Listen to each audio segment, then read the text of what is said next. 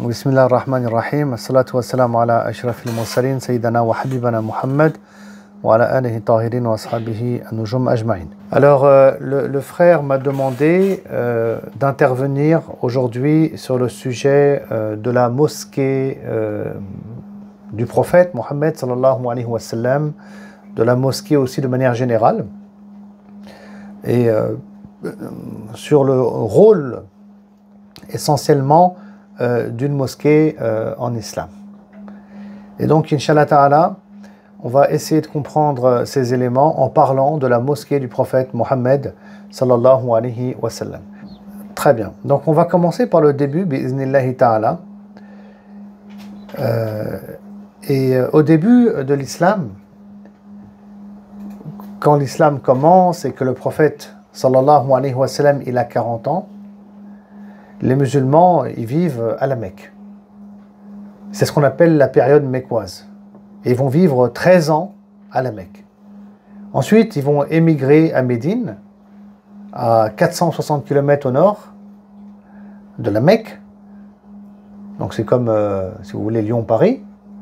Et à Médine, le prophète sallallahu alayhi wa sallam va continuer sa mission pendant 10 ans, ce qui fait un total de 23 années de révélation. Et c'est ensuite que le prophète Mohammed sallallahu alayhi wa sallam donc va mourir. Et il est enterré actuellement sous la coupole verte, bien en dessous, bien sûr, sous la terre, comme l'a souligné le frère.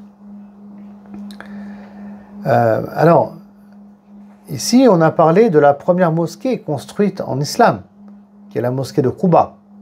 Juste après, on a la mosquée de Médine actuellement. Je m'attarderai davantage dessus dans un instant, qui a été construite par le prophète sallallahu alayhi wa sallam. Le lieu a été choisi par Qaswa la-Chamel. Très bien, on a fait un quiz et on a vu ces éléments-là. Mais avant que le prophète sallallahu alayhi wa sallam il arrive à Médine, durant la période mécoise, est-ce qu'il y avait une mosquée?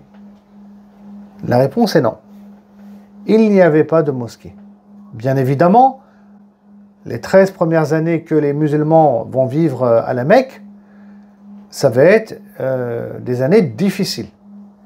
Il y a une hostilité de la part des idolâtres de la Mecque contre l'islam, une islamophobie, comme on dit aujourd'hui, mais très puissante, parce qu'on a aussi des musulmans qui sont torturés, persécutés, comme Bilal, radiyallahu ta'ala anhu, qui a foi en Allah.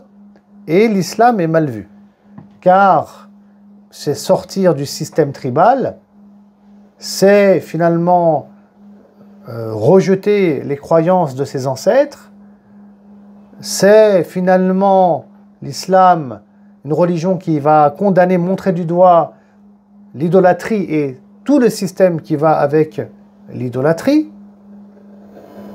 C'est quoi ce système? C'est l'enrichissement des plus puissants de la Mecque, des notables, qui s'enrichissaient grâce aux dieux, grâce au business des dieux, du pèlerinage.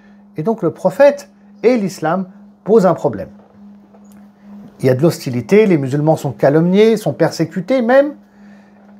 Et donc, et puis aussi, ils ne sont pas majoritaires.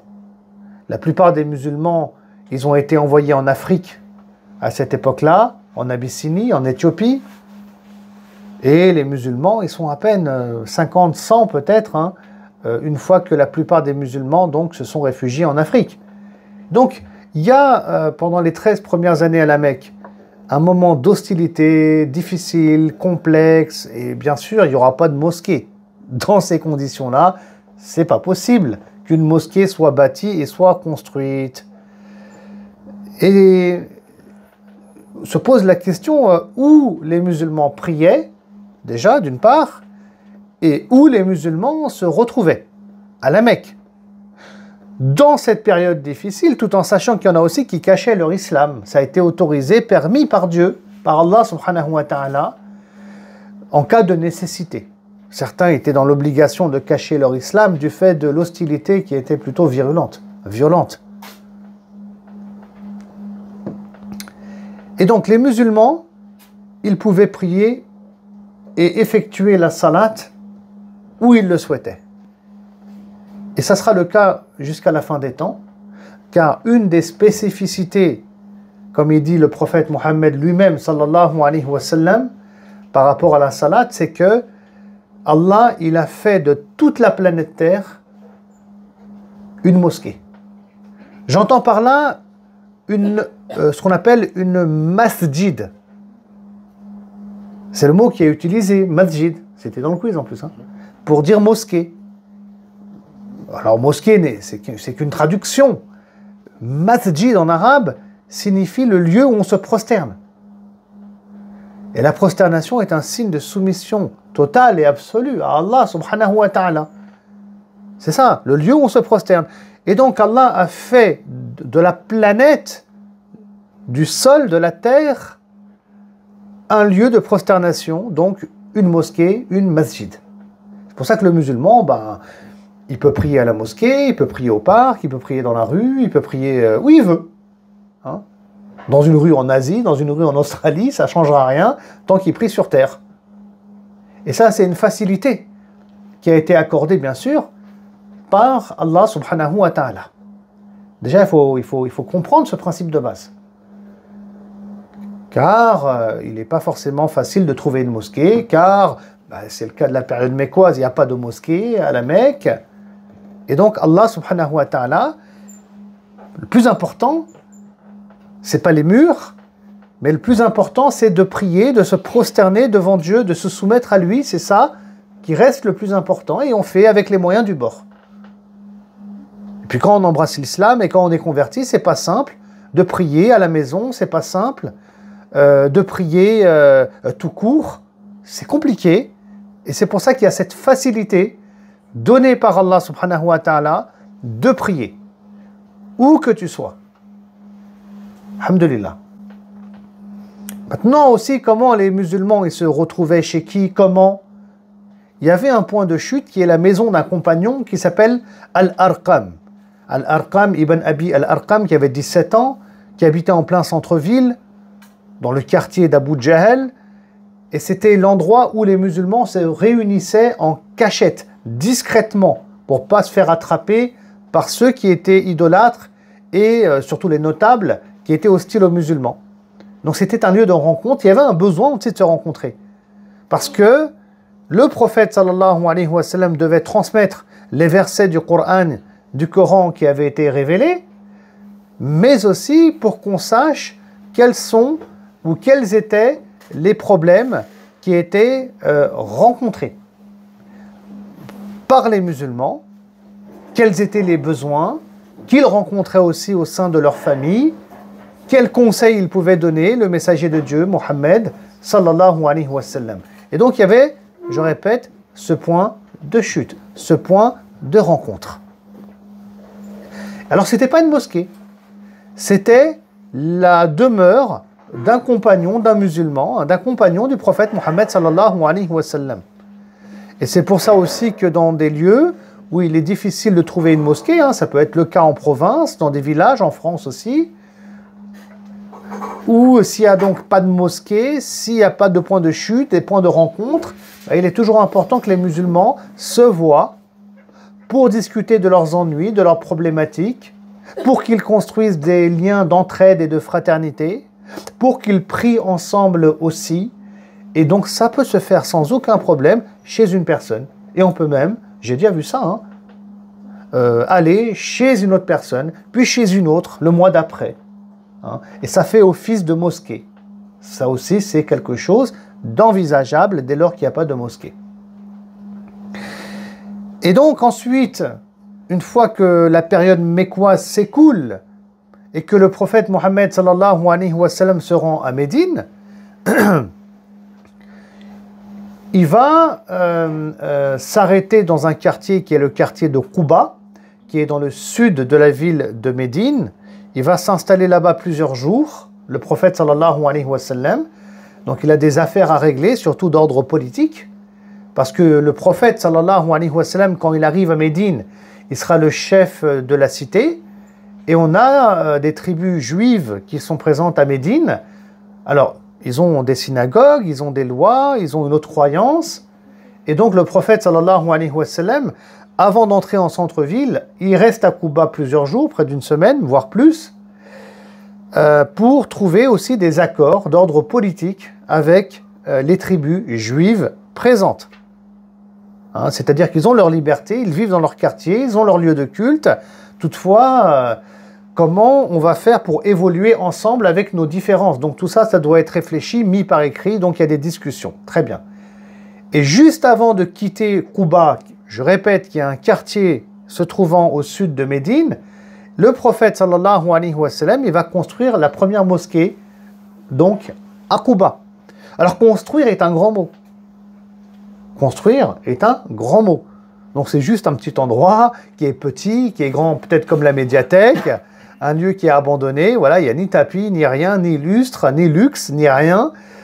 Et donc on va mettre des troncs de palmier, peut-être des feuilles de palmier, et ça fait office de mosquée, de lieu de culte, de lieu de rencontre entre musulmans, et même avec des gens qui ne sont pas musulmans. Et on va y arriver. Et une fois que cette première mosquée sera conçue, dans le quartier de Quba, qui était un village indépendant à l'époque, le prophète sallallahu alayhi wa sallam va marcher sur sa Shemel Qaswa en direction du centre-ville. Je saute les détails. Et la chamelle va s'arrêter dans un quartier, c'est le quartier des Bani Najjar. Un quartier, enfin, c'est les Bani Najjar, c'est un clan. Hein. Les Bani, ça veut dire les descendants de Najjar, c'est le nom d'un personnage. Hein. C'est des mots arabes, c'est complexe. Et donc, c'était un clan qui vivait donc au centre de Médine, qui avait des liens de parenté avec le prophète sallallahu alayhi wa sallam, mais qui en même temps était parmi les plus investis envers le prophète et la mission du prophète sallallahu alayhi wa sallam. Et donc la chamelle du prophète s'arrêtera là-bas, et donc c'est un lieu qui sera choisi par sa chamelle, qui est guidé, comme le dira lui-même Mohammed sallallahu alayhi wa sallam, par Dieu, par Allah subhanahu wa ta'ala. Finalement, c'est un lieu choisi par Allah quelque part, en arrière-plan, le lieu où sera construite sa mosquée au messager de Dieu, sallallahu alayhi wa sallam. Alors, avant de continuer, juste un mot sur la mosquée de Quba, première mosquée. Le prophète, sallallahu alayhi wa sallam, il dira par la suite que celui qui prie dans la mosquée de Quba, il a la récompense d'une umrah. C'est comme s'il avait eu la récompense d'un petit pèlerinage. Et c'est pour ça que jusqu'à aujourd'hui, quand on va à la Mecque et à Médine, et ben quand on se trouve à Médine, bien entendu, ça va de soi, on va aussi à Quba et on prie 2 raka'a dans la mosquée de Quba, hein, afin d'avoir cette récompense. Et c'est en plus une sunna, car le prophète sallallahu alayhi wa sallam, il avait pour habitude tous les samedis d'y aller à pied et de prier 2 raka'a dans cette mosquée, et bien sûr de visiter hein, les musulmans de la région. Alors continuons. Le prophète sallallahu alayhi wa sallam achète le terrain finalement où s'est arrêtée sa chamelle. C'est un terrain, comme a dit le frère, qui appartenait à 2 orphelins qui vont vouloir offrir ce terrain au messager de Dieu sallallahu alayhi wa sallam. Mais lui refuse ce cadeau. Et il veut absolument qu'un prix soit fixé. Et d'ailleurs, c'est là qu'on apprend qu'en islam aussi, on peut refuser un cadeau, ça peut arriver. Et un prix est fixé, et c'est... Alors pourquoi le prophète refuse ce cadeau? Il y a plusieurs raisons à ça. Tout d'abord, c'est parce que ce sont des orphelins, ils sont dans le besoin, donc le prophète sallam, il ne veut pas de cette terre-là. Comme ça, gratuitement, il veut donner de l'argent à ces orphelins qui sont dans le besoin. Puis en plus, à Médine, hein, tout n'est pas rose, il y a aussi des gens qui sont des adversaires du prophète, hein, des gens qu'on appelle des hypocrites, des munafiqoun, donc on ne va pas s'attarder sur cette thématique-là, qui espionnent les musulmans, qui veulent créer de la zizanie aussi au sein de la communauté musulmane, pour que les musulmans quittent Médine et qu'ils retournent à la Mecque. Donc il y a des problèmes, on va dire, au niveau de la société. Et le prophète sallam, il ne veut pas tendre le bâton ici pour se faire battre, dans le sens où il ne veut pas que les hypocrites profitent de l'occasion pour dire, bah ça y est, ce fameux prophète Mohammed, là, il arrive à Médine, et tout de suite, il commence à voler nos terrains, nos terres, il profite qu'il est un prophète, et non, on voit que c'est un escroc, vous voyez, il a peur, le prophète sallam, que les gens commencent à parler comme ça. Non, le prophète sallam, c'est pas un escroc, c'est un messager de Dieu, c'est hors de question pour lui qu'il refuse ce genre de cadeau qui pourrait créer une polémique derrière gratuitement. Bref, c'est Abu Bakr as-Siddiq, l'ami du messager de Dieu, sallallahu alayhi wa sallam, qui achètera ce terrain avec son argent. Et c'est un investissement qu'il fera, et un bel investissement, puisque jusqu'à la fin des temps, tant que des gens prieront dans la mosquée du prophète sallallahu alayhi wa sallam, Abu Bakr, il aura une part de récompense. C'est ça qu'on appelle en islam une sadaqa jariya, donc une aumône qui est continue, parce que c'est lui qui a acheté le terrain avec son argent. Certes, lui est mort, mais tant que des gens prieront, il continuera à recevoir des bonnes actions de la part de Dieu, du fait de cette aumône qu'il a faite. C'est pour ça qu'on encourage toujours le musulman à faire des aumônes continues, en donnant un peu de ses biens, soit à la mosquée par exemple, soit en construisant un puits, par exemple en Afrique. Il y en a beaucoup qui font ça, parce que tant que les gens auront accès à l'eau, celui qui a investi de son argent, ne serait-ce que 5 euros ou 10 euros, il recevra des bonnes actions de la part d'Allah subhanahu wa ta'ala. Je ferme cette parenthèse et puis je reviens maintenant au sujet de la mosquée. Donc une mosquée est faite et on voit ici à travers la photo la mosquée du prophète sallallahu alayhi wa sallam. Donc c'est une mosquée qui est simple, belle sur le plan architectural, mais surtout simple en fait. Et puis moi j'attire votre attention vers cette simplicité, parce que l'islam est la religion de la facilité, la religion de la simplicité. L'islam n'est pas une religion bling-bling, où tout brille avec des lustres, avec des diamants de partout, tout doit être beau, excellent, non. Et là on voit toute la modestie de cette mosquée au niveau architectural. Et la modestie, c'est un principe fondamental en islam en tant que comportement chez l'homme. Et ça se reflète aussi au niveau architectural à travers les actions menées par le prophète aussi, sallallahu alayhi wa sallam. Et ça, c'est important pour nous de le comprendre à une époque où on a beaucoup de gens qui souffrent dans le monde, des musulmans, des non-musulmans aussi, des êtres humains. Et il est, un peu choquant, bien sûr, de voir certains pays investir tant d'argent dans la construction de leur mosquée, jetés par la fenêtre, en réalité, alors qu'on a beaucoup de gens qui souffrent dans le monde. Vous savez, pour l'anecdote, il y avait un homme très pieux qui était un élève de Compagnon, il est né une ou deux générations après le prophète sallallahu alayhi wa sallam, et il s'appelle Omar ibn Abdelaziz. Un homme savant qui va diriger les musulmans pendant 2 années. Bref, quelqu'un de bien. Et quand on va lui dire que l'heure est venue de changer la kiswa, vous savez, c'est le fameux drap noir joli qu'on met sur la Kaaba. Et ça a un coût, ça. Ça coûte très cher. Omar ibn Abdelaziz, il va refuser. Il va mettre son veto. Il va dire non. C'est hors de question qu'on investisse autant d'argent pour mettre un drap nouveau sur la Kaaba. On va réinvestir plutôt l'argent qu'on voulait investir ici pour aider les démunis, les pauvres et ceux qui sont dans le besoin. Vous voyez ? Ça, c'est l'état d'esprit en vérité de ces musulmans qu'on retrouve à l'époque des Compagnons, dans la génération suivante. C'est un état d'esprit qu'on perd malheureusement aujourd'hui, parce qu'on veut que les choses soient belles sur le plan architectural, mais regardez comment était la mosquée du prophète Mohammed sallallahu alayhi wa sallam. Extrêmement simple, modeste, pas beaucoup d'investissement. L'investissement sera donné à quel niveau? Mais pas au niveau des murs, au niveau des cœurs. C'est-à-dire que le prophète sallam, il ne veut pas construire une mosquée, il veut construire des hommes et des femmes de bien, qui font le bien dans ce monde.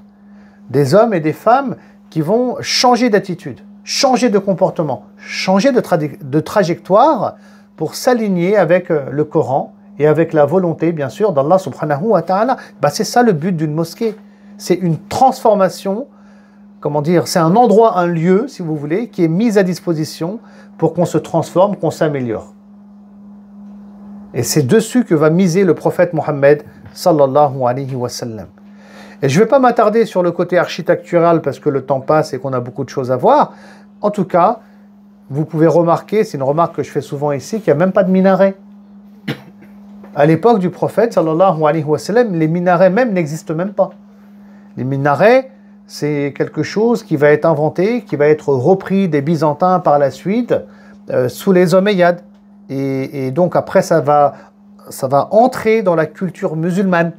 Et aujourd'hui, on le voit bien, puisque toutes les mosquées, généralement, quand elles sont réfléchies et conçues, on y construit aussi un minaret ou plusieurs minarets. Ça fait partie aujourd'hui de la culture musulmane. Mais à l'époque, ça n'existait pas. C'est pour ça que même une mosquée, si vous voulez, qui n'a pas de minaret, c'est pas un problème. Et une mosquée, elle est même censée, je ne vais pas m'attarder dessus parce que j'ai beaucoup travaillé sur la thématique, elle est même censée, comment dire, respecter les codes architecturaux du lieu. C'est pour ça que regardez ici la mosquée de Prophète sallam, elle est de terre, elle est avec des feuilles de palmier, parce qu'on est dans une ville verte aussi en même temps. Si vous regardez les mosquées en Chine, au Japon, eh ben, vous verrez qu'on répond aux codes architecturaux de la région. Au Pakistan, en Inde, moi, je suis pakistanais, vous savez, là-bas, ça répond aussi à leur code à eux. Et dans chaque pays, c'est le cas. Bref, on ferme la parenthèse. La mosquée, c'est un lieu, tout d'abord, puisqu'on parle du rôle de la mosquée, où les musulmans prient. Donc ils prient, ils font la prière, la salat, et donc ils vénèrent et ils adorent Allah subhanahu wa ta'ala. Au moins 5 fois dans la journée, après l'appel à la prière. Ce n'est pas une obligation que de prier à la mosquée en groupe. C'est toujours préférable, mais clairement aujourd'hui, dans la société française, ça va être difficile, sauf si tu es au chômage et que tu n'as que ça à faire dans ta vie. C'est difficile. On a le travail, etc. Et donc, ce n'est pas un problème si on ne s'est pas rendu à la mosquée pour prier. Prier à la mosquée, c'est mieux. En groupe, c'est mieux, parce qu'il y a une plus grande récompense. Quand on prie en groupe, la prière, elle est multipliée, enfin, la récompense, elle est multipliée par 27. Mais ensuite, on peut prier en groupe aussi à la maison, avec ses enfants, en famille. Elle sera aussi multipliée par 27. Maintenant, la sunna qui a été établie, la tradition qui a été établie à l'époque du messager de Dieu, sallallahu alayhi wa sallam, c'est que les musulmans, d'accord, ils font l'effort de se déplacer à la mosquée pour prier ensemble. Il y a plein de mosquées à l'époque du prophète aussi, sallallahu alayhi wa sallam, il y en a dans chaque quartier, pour vous dire. Donc les gens, ils faisaient 100 mètres, ils étaient à la mosquée, quoi. 200 mètres maximum, ils étaient à la mosquée. D'ailleurs, c'est un peu le cas encore, 200, 300 mètres dans les pays musulmans, comme au Maroc, en Égypte, etc. Il y a des mosquées un peu partout dans chaque quartier, pour que les musulmans, on leur donne une facilité à accéder aux mosquées. Les mosquées, comme j'ai dit au début de cette intervention, on appelle ça les masajid, les lieux de prosternation. Et donc, c'est des lieux où on va vénérer Allah, subhanahu wa ta'ala, l'adorer comme il nous l'a indiqué et prescrit et montré à travers l'ange Gabriel, c'est-à-dire à travers la salat et la prière. Un des 5 piliers de l'islam. Bien sûr, on encourage toujours à venir prier à la mosquée, si on peut au moins le soir, la Isha, enfin, on fait ce qu'on peut. L'idée, c'est qu'on devienne des êtres meilleurs, tout simplement, et qu'on vise l'excellence. Mais prier à la mosquée, il y a un grand khair et un grand bien. Pourquoi? Parce que déjà, il y a un imam, et on prie derrière l'imam. Donc notre corps, il va s'habituer à un rythme par rapport à la vitesse de lecture, parce qu'à la maison, peut-être qu'on va lire vite fait, et mal fait. Pas forcément vite fait et bien fait. De toute façon, quand on lit et on fait la prière vite fait, ça ne sera que mal fait. Ça vient invalider la prière si on a fait la prière trop rapidement. D'accord? Donc il faut un rythme par rapport au temps de prière, et donc suivre l'imam, prier derrière lui, ça va habituer notre corps à ce rythme-là. C'est aussi un bon endroit, étant donné qu'à la mosquée, on n'est pas attiré par des photos, des peintures, des livres, la télé. Ou ton enfant qui est en train de courir, qui tombe. Des fois, on ne va pas se mentir, quand on prie à la maison, c'est compliqué. Moi, c'est très compliqué des fois à la maison. Hein. Astaghfirullah. Des fois, je fais la prière, après je dis astaghfirullah et je la refais. Hein. On va pas se mentir. Alors qu'à la mosquée, il n'y a pas tout ça. On entend l'imam, on l'écoute, on est derrière lui. Donc il n'y a pas tous ces éléments qui peuvent nous déconcentrer, nous perturber. Et ça aussi, c'est important parce qu'on a besoin de se concentrer dans la prière un maximum, d'être connecté à Dieu, à Allah, afin que cette concentration, ce khushu' puisse nous être profitable et nous changer vraiment de l'intérieur. Et on a besoin de ça. Et donc c'est pour ça qu'il est toujours bien et important, préférable, que de se rendre à la mosquée pour effectuer la salat. Malgré que ça soit difficile. Pour ça, c'est pas simple en France, la vie qu'on a, sociale, mais on fait l'effort.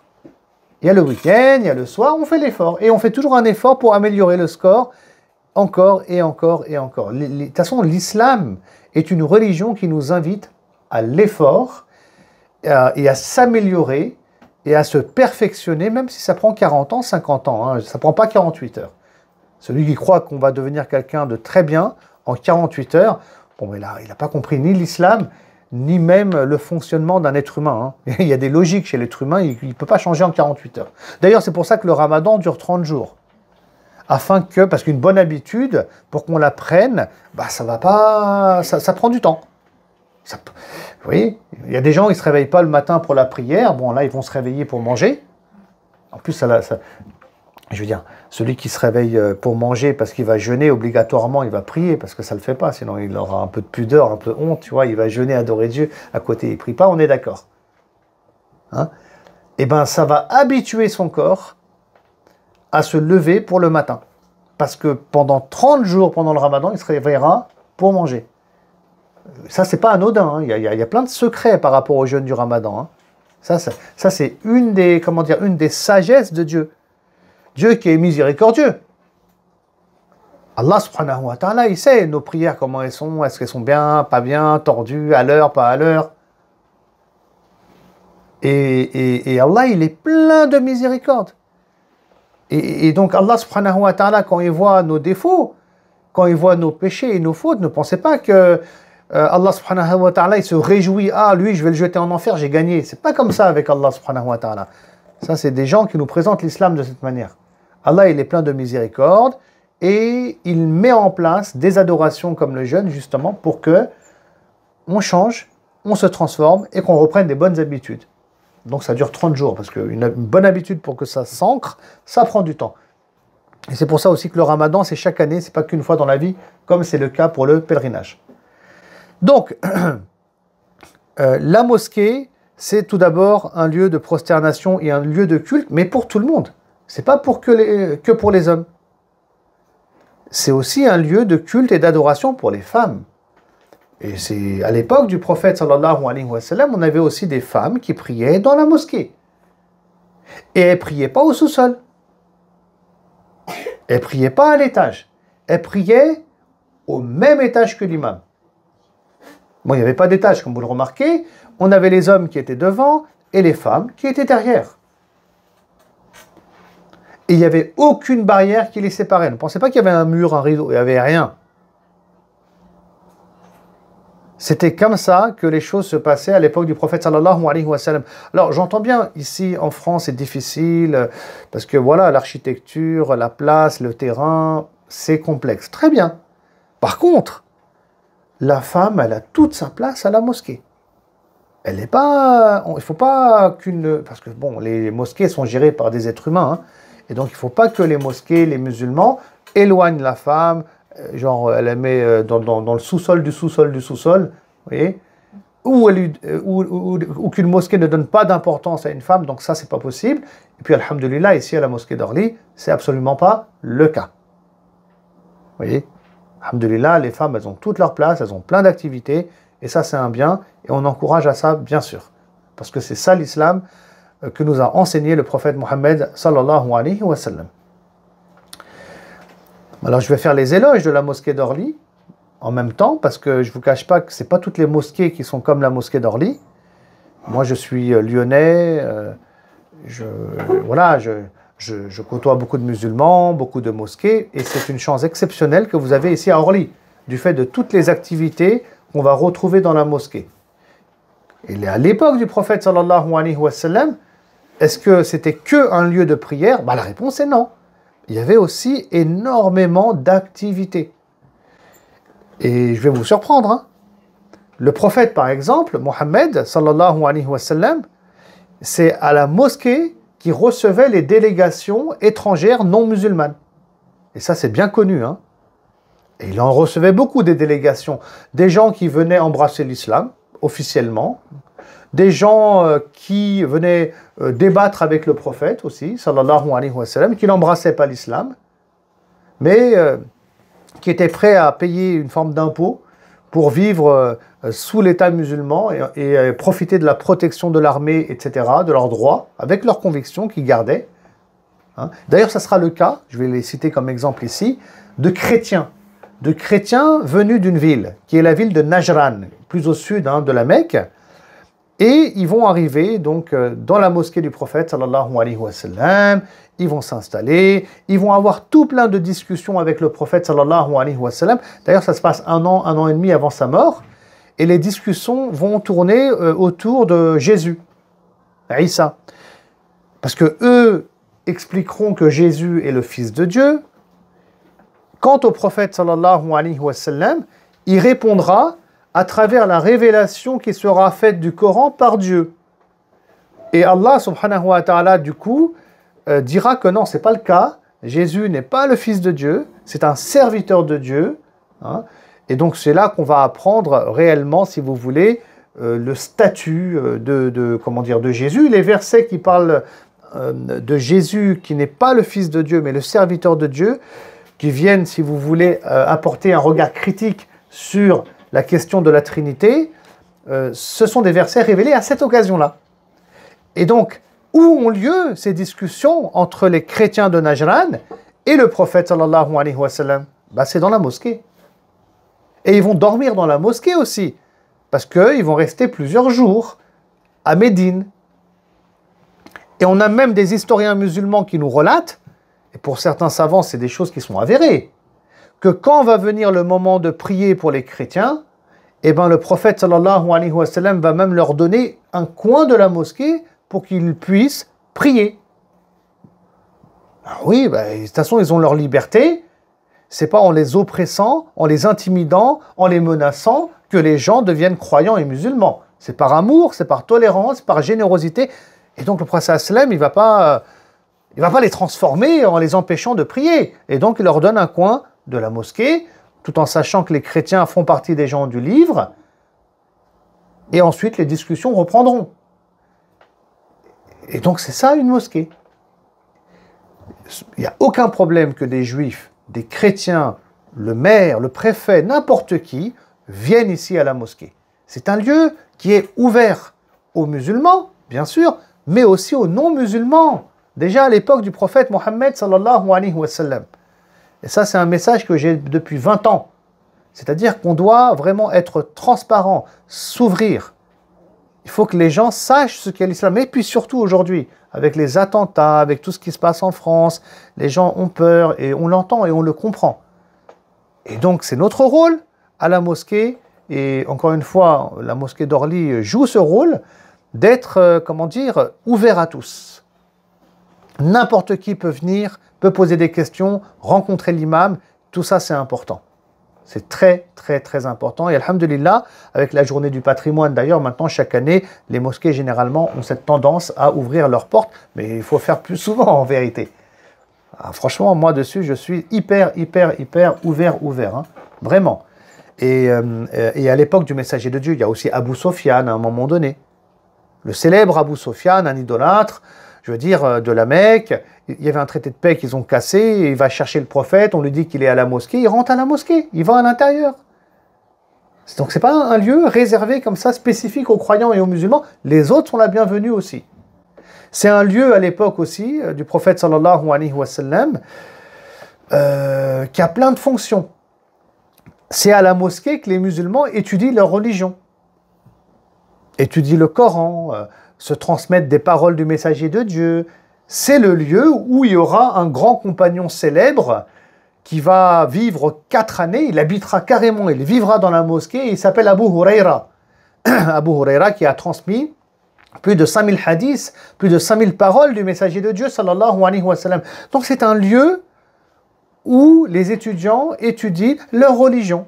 Et ça, c'est une tradition qu'on retrouve jusqu'à aujourd'hui, bien que maintenant on ait des universités, des écoles, master, doctorat, et que les codes occidentaux, on les retrouve dans les pays dits musulmans, hein, mais la tradition, elle est restée ici et là. Vous voyez, quand vous allez à Médine, eh ben, vous verrez, dans la mosquée, il y a des savants, ils sont assis ici et là, au pied d'un pilier, en train de donner un cours aux étudiants. On a gardé la tradition. Mais il y a l'université de Médine, par contre, qui est à côté, où on étudie l'islam avec des tables et des chaises et un diplôme. Et puis pourquoi il est important en islam, dès l'époque du prophète, sallallahu alayhi wa sallam, que l'islam soit enseigné et étudié à la mosquée? Parce que c'est le lieu où les anges y descendent, la mosquée. Parce que c'est le lieu de prière. C'est, on dit, la maison de Dieu.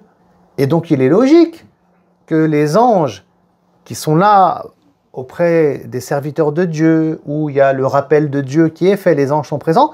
Et donc, si dans ce même lieu tu étudies ta religion ou tu l'enseignes, il est évident et clair qu'il y aura une bénédiction qui descendra sur toi. Et cette bénédiction, elle peut transformer ta vie. Elle peut changer ta trajectoire. Et cette bénédiction, nous, on la veut et on la recherche. C'est pour ça aussi que le musulman, il vient à la mosquée. Et c'est pour ça aussi que nous, ici, à Orly, on propose des cours à l'ISIO. Et on a beaucoup d'élèves, et alhamdulillah.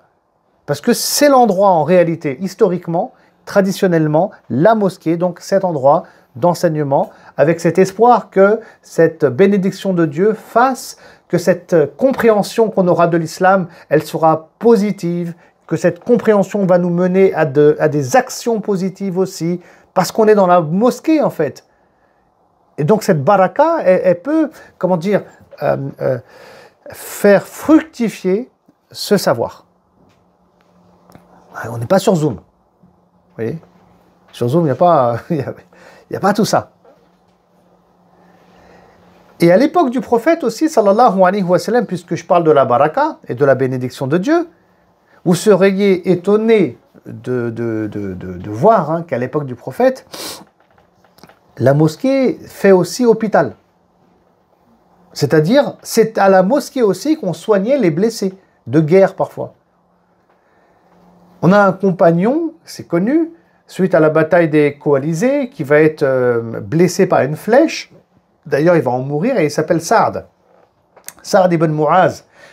Il va être soigné à l'intérieur de la mosquée. On va mettre une tente. Et c'est-à-dire, c'est une femme qui va le soigner, qui s'appelle Rufayda, une femme de Médine, connue en tant que chirurgienne, infirmière, avec les moyens du bord de l'époque, bien sûr. Les femmes de Médine étaient ancrées dans la médecine. Et donc, Saad ibn Mu'az va se faire soigner par Rufayda dans cette tente. Il ne va pas dire, comme diraient certains musulmans aujourd'hui, astaghfirullah, ne me touche pas ma sœur. Tu vois, on a des gens comme ça aujourd'hui. Non, tu es une femme, je suis un homme. Et on est dans la médecine là. On n'est pas dans, dans autre chose. Vous voyez, c'est important de le souligner. Parce que des fois, les musulmans aussi, moi je suis un peu critique bien sûr envers notre communauté parfois, surtout les relations hommes-femmes. Non, il y a des hommes et des femmes à la mosquée. Il y a des femmes qui soignent des hommes à l'époque aussi du prophète sallallahu alayhi wa sallam. Et donc il ne faut pas mélanger tous les registres. Très bien. Et donc, Saad, il va être soigné à la mosquée, et d'autres étaient soignés aussi à la mosquée à l'époque du prophète sallallahu alayhi wa sallam. Pourquoi ? Aussi là, il faut une baraka. Parce que c'est qui guérit ? Qui est celui qui va guérir l'homme de ses maladies, de ses blessures, qui va le soulager de ses souffrances ? C'est Allah. Et donc, en étant à la mosquée, ça peut générer une forme de baraka qui va nous aider à la guérison. Et c'est pour ça que tous ces éléments-là qu'on retrouve à l'époque du messager de Dieu, sallallahu alayhi wa sallam, il faut qu'on arrive à les revivifier à notre époque dans le monde moderne. Une fois, j'étais dans les années 90 en Syrie pour apprendre la langue arabe, il y a très longtemps de ça, et je me souviens, j'étais à Alep où j'ai vu une immense mosquée à plusieurs étages. À l'époque, on m'avait dit, bah, tu vois, il y a un étage qui fait mosquée, un qui fait université, un qui fait hôpital. Je me suis dit, mais c'est quoi cette mosquée? Bah, avec du recul, aujourd'hui, je comprends mieux les choses. On était sur quelque chose de moderne qui revient au modèle de la mosquée et de son rôle à l'époque du prophète sallallahu alayhi wa sallam. Pour terminer, encore quelques minutes, la mosquée aussi, c'est un lieu où le prophète consulte ses compagnons, mais c'est aussi un lieu où il y avait des gens qui y vivaient. Alors j'ai parlé de Abu Huraira qui y vivait pour apprendre l'islam, mais on avait d'autres gens qui y vivaient, qui étaient venus de l'étranger, qui avaient embrassé l'islam, qui n'avaient pas où dormir, Et le prophète, sallallahu alayhi wa sallam, il avait créé des liens de fraternité à Médine, entre les habitants de Médine et les musulmans de la Mecque qui avaient émigré. Et chaque famille de Médine devait prendre en charge, une famille qui avait les moyens, une famille ou des personnes venues de la Mecque qui étaient croyants. Pour que la fraternité ne soit pas seulement un concept philosophique, mais on le met en pratique, afin d'intégrer socialement et économiquement les musulmans venus de la Mecque. C'était ça le but. Et c'est là où il y avait des musulmans, et franchement, il y a toujours eu à peu près 50, 60, ça dépend, en moyenne, musulmans qui vivaient dans la mosquée. On les appelait les Ahlus Soufa, les gens de la banquette, c'est traduit ainsi parfois. Parfois, ils étaient un peu moins. Et en tout cas, c'était une élite comme ça. Il y en a qui avaient décidé de vivre à la mosquée, parce que le prophète, sallallahu alayhi wa sallam, sa demeure était collée, vous voyez. Mais t'en avais comme ça qui étaient en transition, en attente d'une famille qui les accueillerait. Et dès qu'ils avaient une famille, ben, ils quittaient donc la mosquée pour se réfugier chez cette famille. Enfin bref, qui partageaient leurs repas, leur terrain, leur commerce. Enfin bref, ça permettait aux musulmans donc de s'intégrer. Je répète, socialement et économiquement. Et ben, c'est là où aussi tu vois que la mosquée, à l'époque du messager de Dieu, elle a un rôle social. Et j'aimerais terminer par ça. La mosquée, c'est un lieu social, un lieu de rencontre, un lieu d'entraide, un lieu de fraternité. Et Inch'Allah Ta'ala, nos mosquées, elles doivent être sur ces dynamiques-là. Parfois, il y a des musulmans qui sont déçus. Laissez jamais vos déceptions prendre le dessus. Des fois, on est déçu de telle mosquée, dans telle ville ou telle autre mosquée. Ils ne sont pas à la hauteur, c'est pas comme à l'époque du prophète, c'est n'importe quoi, et ceci et cela. Les musulmans, ils sont comme ils sont. Avec leurs imperfections, avec leurs fautes, avec leur manque d'engagement. Et Inch'Allah Ta'ala, je compte sur vous, afin que, comment dire, vous changiez les choses. Vous êtes, je crois, apparemment, bien tous musulmans. Et l'islam, c'est votre religion. C'est pas la religion des Arabes, c'est pas la religion, comment dire, de ceux qui sont musulmans depuis 50 ans. C'est autant votre religion que la leur. On a tous le même Dieu qui est Allah subhanahu wa ta'ala. Le meilleur d'entre nous, c'est pas le plus ancien, c'est le plus pieux, comme Allah dit.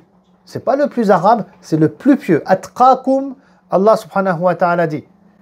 Et donc, à nous de changer les choses, de les améliorer et à nous de s'investir. C'est pour ça que d'ailleurs ici à la mosquée d'Orly aussi, on a tout un pôle social pour aider les démunis, qu'ils soient musulmans ou pas, peu importe, dans la société française. Ce qui est un bien. Parce que c'est ce qu'il faisait quelque part le prophète sallallahu alayhi wa sallam, alors sous une forme qui est bien meilleure. À son époque, à nous d'améliorer les choses. Qu'est-ce qu'on peut faire? Moi, je suis très heureux et très content de voir, j'ai appris ça encore aujourd'hui, que, machallah, à la mosquée d'Orly, il y a un repas à l'heure de l'iftar qui est proposé à tout le monde. Tous les jours. C'est pas une fois dans la semaine, tous les jours. D'autres mosquées font ça aussi, mais pas tous les jours. Mais c'est énorme.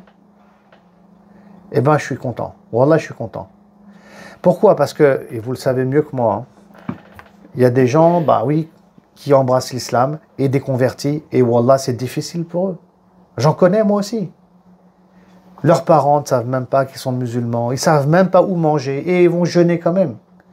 Et alhamdulillah, la mosquée d'Orly nous donne cette opportunité-là. c'est difficile d'embrasser l'islam, c'est difficile avec le contexte actuel, le regard des gens, le regard des membres de notre famille. Mais le musulman, Inch'Allah Ta'ala, il patiente. Et il va de l'avant. Et la mosquée, c'est sa maison, c'est le lieu, on va dire, où on va se retrouver. Alhamdulillah, là, on se retrouve, on génère des liens fraternels et qu'on s'entraide aussi. Et donc, si parmi nous, il y en a qui sont dans le besoin, qui ont des difficultés, qui ont des problèmes, c'est l'occasion de discuter entre nous. Certains sont musulmans depuis très longtemps, ils sont passés par ces problèmes. Il ne faut pas hésiter à discuter. Moi, je n'ai pas rencontré ce genre de problème, mais je sais qu'il y en a. Bon, là, j'ai vu des convertis. Chacun il a son histoire, mais c'est des histoires des fois à dormir debout. J'en ai connu un, il était drôle. C'était un islamophobe. Il détestait l'islam, il combattait l'islam, il est devenu musulman. Wallah, il m'a fait rire, lui. Il prenait des cours avec moi. Il m'a fait rire, Allah yahdihi, qu'Allah le protège, lui et sa famille. Parce que lui embrasse l'islam, mais pas sa femme qui était islamophobe encore. C'est ça qui me faisait rire. Vous voyez ? Enfin, rire, mais voilà. C'est compliqué, c'est difficile. Pour moi, c'est important le rôle social aussi de la mosquée à l'époque du messager de Dieu, sallallahu alayhi wa sallam. Et dessus, il y a encore beaucoup à faire. Parmi nous, on est une communauté de croyants, on prie ensemble. Il y en a qui sont dans des besoins, il y en a un qui cherche un logement, l'autre il cherche un travail, l'autre ceci, l'autre cela. Et ça serait bien qu'on arrive à s'entraider aussi entre musulmans et entre croyants. Ça, c'est important. Et qu'Allah subhanahu wa ta'ala y mette la baraka. En tout cas, je vous remercie pour votre attention. Si vous avez des questions, n'hésitez pas, Inch'Allah. L'idée ici était vraiment de parler un peu du rôle de la mosquée à l'époque du prophète sallallahu alayhi wa sallam en islam. J'espère que j'ai pu répondre aux attentes.